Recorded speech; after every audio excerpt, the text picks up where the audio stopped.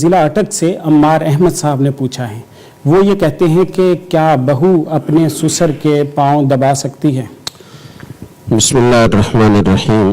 اصولی طور پر تو سسر محارم میں آتا ہے، یعنی اس سے پردہ نہیں ہوتا، اور اس اصول کی روشنی میں دیکھا جائے تو اس کے پاؤں دبا سکتی ہے۔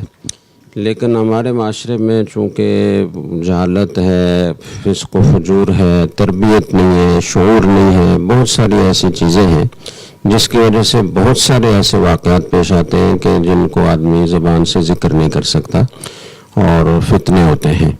تو اس لیے اگر تو سسر صاحب بہت بوڑھے ہیں اور دوسرا کوئی ان کا بیٹا خدمت کرنے والا موجود نہیں ہے تو بہو ان کے پاؤں دبا سکتی ہے جب کسی فتنے کا اندیشہ نہ ہو۔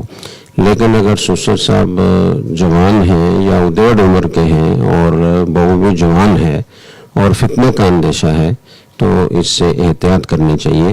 بہت سارے احکام فی نفس ہی جائز ہوتے ہیں، لیکن وہ کچھ کسی مفسدے کا ذریعہ بنتے ہیں، کسی بگاڑ کا ذریعہ بنتے ہیں، کسی فتنے کا ذریعہ بنتے ہیں، تو سدن باب ان کے جائز ہونے کے باوجود بھی ان کو منع کیا جاتا ہے۔